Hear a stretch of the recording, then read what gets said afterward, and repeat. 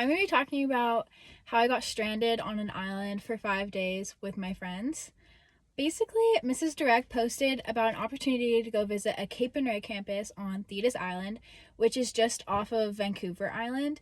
And we thought, you know what? None of us really want to go to Cape and Ray, but it's a good excuse to go to an island for a week. And we were thinking it might be some fun Love Island type thing, but it wasn't. It was our first time traveling without our parents, and it was a long travel day trying to figure out how to get to this island. And once we got there, we were so excited to finally just relax, have some oceanside moments.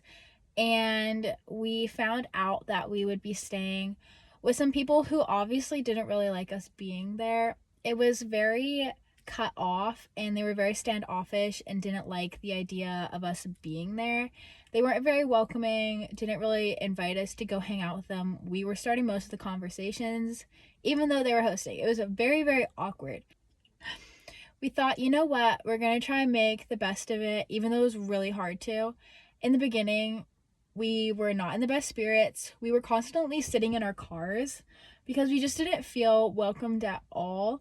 And we didn't want to be around these people because it just felt awkward.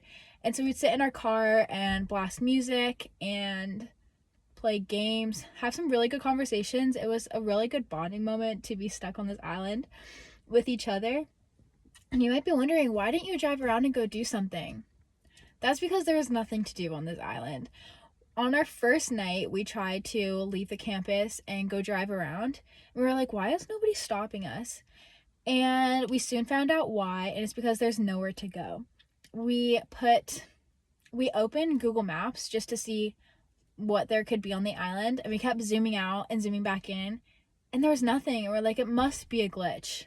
It wasn't. The one thing we could find on the island was a gas station, so we clicked it in Google Maps and drove to it, and it was an abandoned house. And it was 11:30 at night, and we were way too scared to go explore. So we were trying to drive back, and it's so confusing to drive around because it's just forest.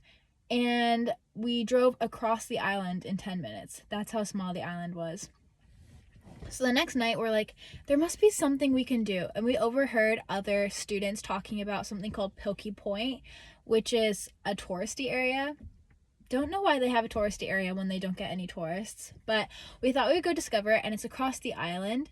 And so we drove 10 minutes to go visit Pilkey Point, and it was a beautiful oceanside view with a bunch of seals just barking around, and they were really cute. But there was one point where me and my friends had to run tripping up the stones because we were getting chased by seals. But it was a memorable moment. However, we were there for 5 days, and Pilkey Point being the only thing you can go to for 5 days was a little bit rough. So when the 5th day finally came around and we were able to go home, we were like, wow, the weirdest thing is that we genuinely want to go to school. And so it was the night before we had to leave, and we were like, we have to make the best of this. So we were trying to think of things we could do, and the one thing we could come up with was a polar plunge.